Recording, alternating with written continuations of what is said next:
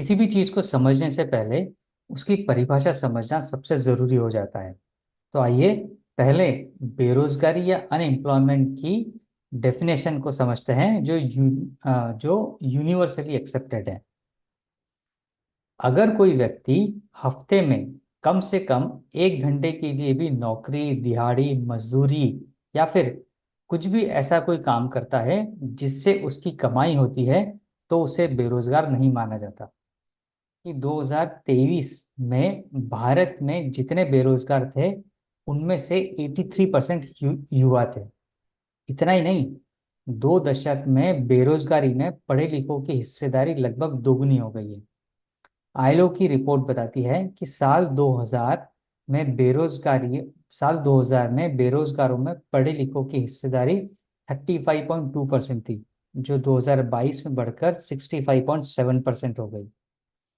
ILO का कहना था कि भारतीय युवा, खासकर ग्रेजुएट करने वालों में बेरोजगारी सबसे बड़ी समस्या है और ये समय के साथ लगातार बढ़ रही है। सिर्फ आईएलओ ही नहीं, बल्कि पीएलएफएस की रिपोर्ट भी इस ओर इशारा करती है कि भारत में पढ़े लिखे बेरोजगार ज्यादा हैं। पीएलएफएस की सालाना रिपोर्ट से पता चलता है कि जितनी ज्यादा पढ़ाई होगी, बेरोजगारी भी उतनी ज्यादा होगी। इसके मुताबिक जो लोग बिल्कुल भी पढ़ लिख नहीं सकते, उनमें बेरोजगारी दर सिर्फ 0.2% है, जबकि 12वीं तक पढ़ाई करने वालों में बेरोजगारी दर 5% से भी कम है।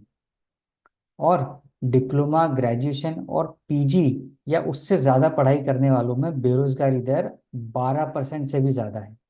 अब इसके बाद ये समझते हैं कि जाति धर्म का रिपोर्ट कार्ड इस बेरोजगारी के बारे में क्या कहता है।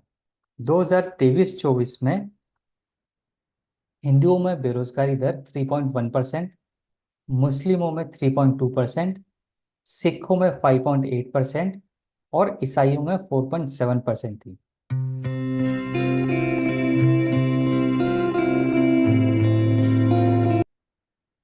नमस्ते, मैं हूँ राहुल और आप देख रहे हैं मेरा रुख। जो भी इस चैनल पर नए हैं उन सभी से रिक्वेस्ट है कि वो चैनल को सब्सक्राइब जरूर करें, और अगर वीडियो पसंद आए तो उसे लाइक, कमेंट और शेयर भी करें। ये वीडियो आखिर तक देखिएगा, इसके अंदर आपको बहुत इंपॉर्टेंट जानकारियाँ मिलेंगी। चलिए चलते हैं आज के विश्लेषण की तरफ। रोजगार पर सरकार की नई रिपोर्ट आई है। इसके अनुसार 2023-24 में भी बेरोजगारी दर 3.2% ही रही। 2022-23 में भी ये इतनी ही थी। रिपोर्ट के मुताबिक पढ़े लिखों में बेरोजगारी दर सबसे ज्यादा है। किसी भी चीज को समझने से पहले उसकी परिभाषा समझना सबसे जरूरी हो जाता है। तो आइए पहले बेरोजगारी या अनएम्प्लॉयमेंट की डेफिनेशन को समझते हैं जो यूनिवर्सली एक्सेप्टेड है। अगर कोई व्यक्ति हफ्ते में कम से कम 1 घंटे के लिए भी नौकरी, दिहाड़ी, मजदूरी या फिर कुछ भी ऐसा कोई काम करता है जिससे उसकी कमाई होती है, तो उसे बेरोजगार नहीं माना जाता। दुनिया भर में रोजगार की परिभाषा यही है। ये परिभाषा अंतर्राष्ट्रीय श्रम संगठन यानी इंटरनेशनल लेबर ऑर्गेनाइजेशन, आईएलओ ने तय की है। दुनिया भर की ज्यादातर सरकारें इसी को मानती हैं।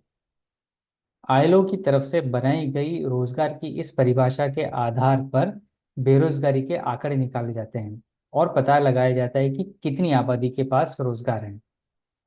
भारत जैसे देश में बेरोजगारी हमेशा ही न सिर्फ चुनावी बल्कि सामाजिक आर्थिक मुद्दा भी रहा है। विपक्ष नौकरियां न दे पाने पर सरकार को घेरता है, तो सरकार दावा करती है कि उसने रोजगार के खूब मौके पैदा किए हैं। मगर आंकड़े क्या कहते हैं? सरकार की तरफ से हर साल इसके आंकड़े जारी होते हैं। तो आइए थोड़ा सा उन आंकड़ों को भी समझते हैं। हाल ही में रोजगार के आंकड़ों पर पीरियोडिक लेबर फोर्स सर्वे यानी पीएलएफएस की नई रिपोर्ट आई है। इस रिपोर्ट के मुताबिक जुलाई 2023 से जून 2024 तक के आंकड़े हैं। रिपोर्ट बताती है कि इस दौरान बेरोजगारी दर दर न तो बढ़ी है और न कम हुई है। अब जानते हैं कि कितनी बेरोजगारी है हमारे यहाँ भारत में। बेरोजगारी की हालत को तीन आंकड़ों में समझा जाता है। पहला, लेबर फोर्स पार्टिसिपेशन रेट यानी LFPR। दूसरा, वर्क पॉपुलेशन रेशो यानी WPR। और तीसरा, बेरोजगारी दर यानी अनएम्प्लॉयमेंट रेट, इसे UR कहते हैं। LFPR का मतलब होता है कि कुल आबादी में से ऐसे कितने लोग हैं जो काम की तलाश में हैं या काम कर रहे हैं। WPR का मतलब होता है कि कुल आबादी में से कितनों के पास रोजगार है। वहीं UR का मतलब होता है कि लेबर फोर्स में शामिल कितने लोग बेरोजगार हैं। लेबर फोर्स और वर्क फोर्स पॉपुलेशन का बढ़ना और बेरोजगारी दर का घटना अच्छा माना जाता है। अब समझते हैं कि LFPR के आंकड़े क्या कहते हैं। 6 सालों में लेबर फोर्स 10% से ज्यादा बढ़ी है। 2017-18 में ये करीब 50% थी, जो 2023-24 में बढ़कर 60% हो गई। हालांकि लेबर फोर्स में पुरुषों की तुलना में अब भी महिलाएं कम ही हैं। लेबर फोर्स में 78.8% पुरुष और 41.7% महिलाएं हैं। WPR के आंकड़े क्या कहते हैं उसे समझते हैं।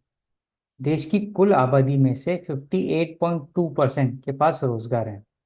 इनमें 76.3% पुरुष हैं और 40.3% महिलाएं कामकाजी हैं।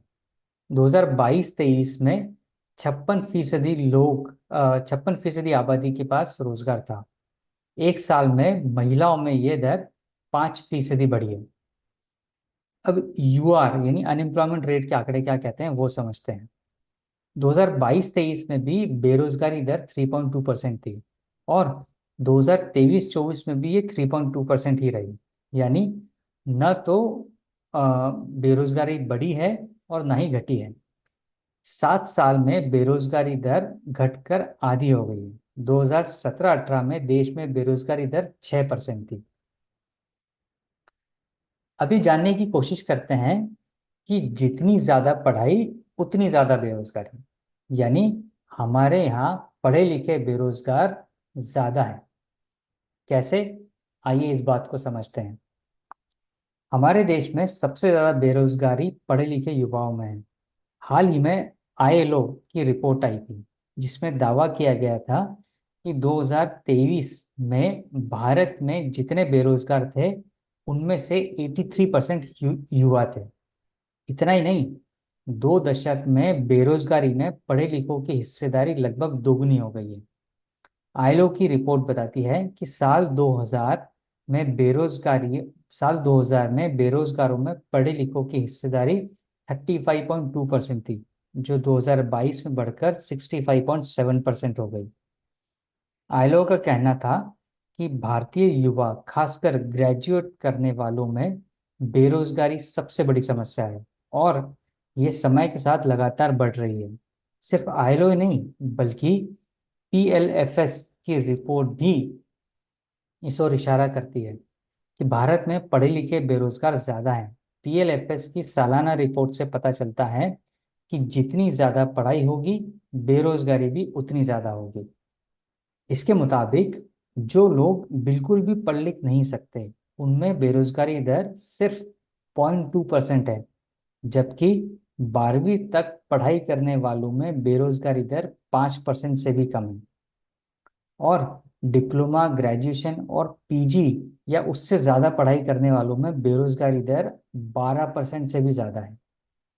हालांकि अनपढ़ या कम पढ़े लिखे लोग अपना छोटा मोटा काम शुरू कर लेते हैं, जबकि पढ़े लिखे युवा अपनी योग्यता के आधार पर काम तलाशते हैं, जिस कारण उनमें बेरोजगारी दर ज़्यादा हो जाती है।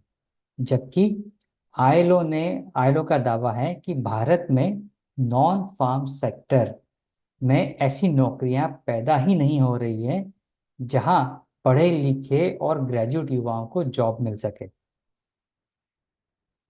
अब इसके बाद ये समझते हैं कि जाति, धर्म का रिपोर्ट कार्ड इस बेरोजगारी के बारे में क्या कहता है?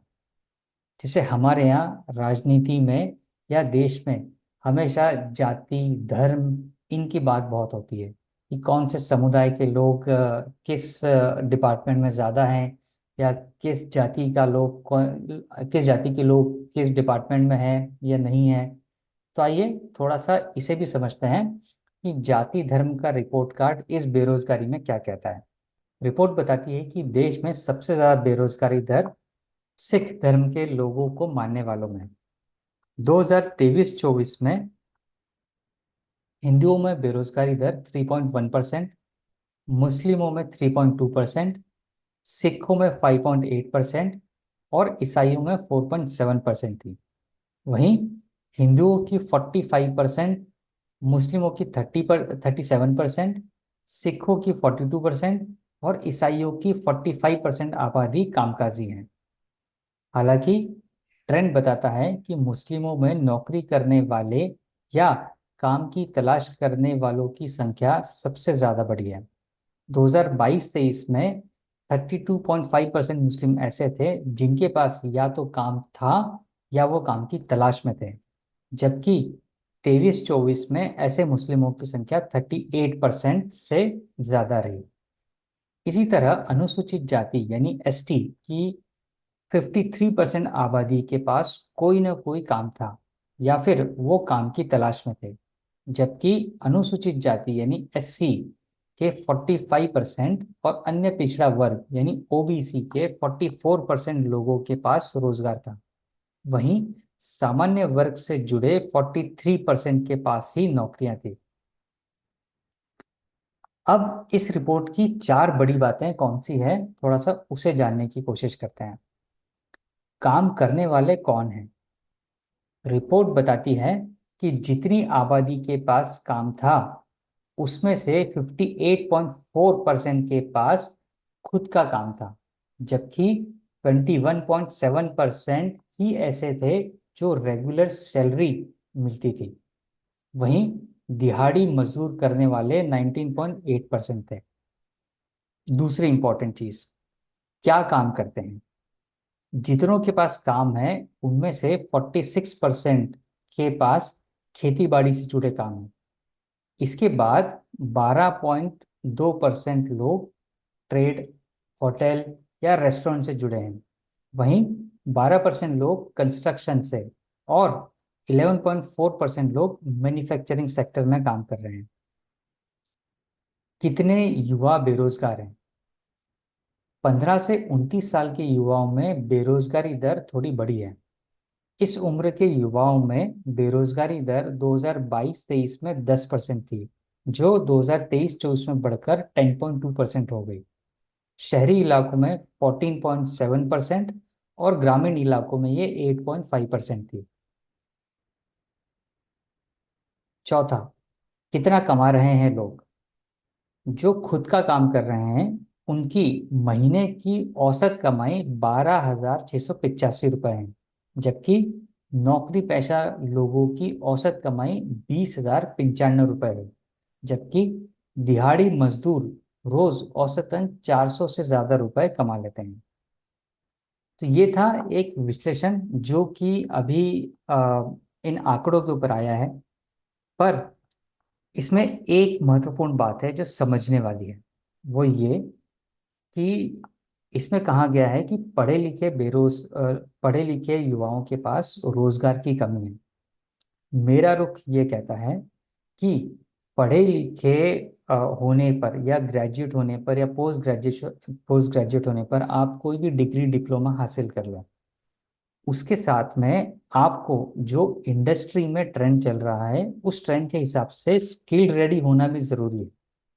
आज के युवा इसलिए बेरोजगार हैं क्यों कि उनके पास वो स्किल नहीं है जो इंडस्ट्री को चाहिए। अगर युवा अपनी पढ़ाई के साथ, अपनी डिग्री या डिप्लोमा के साथ ऐसी स्किल्स भी अपने अंदर ऐड करेंगे जो कि इंडस्ट्री को चाहिए, तो उन्हें इस बेरोजगारी का सामना नहीं करना पड़ेगा। आई होप कि हमारे देश के युवा इस और भी थोड़ा सा ध्यान दें। इसके साथ ही एक और चीज़ है कि अब देश के युवाओं को नौकरी लेने के बजाय नौकरी देने वाले माइंडसेट पर भी विचार करना चाहिए। यानी खुद का कोई छोटा स्टार्टअप या बिजनेस इस और भी ध्यान देना चाहिए। इससे वो खुद के लिए तो रोजगार जनरेट करेंगे ही सही, साथ ही और भी कई लोगों के लिए रोजगार के अवसर को पैदा करेंगे। इससे उनकी तो उन्नति होगी ही, देश की भी उन्नति होगी।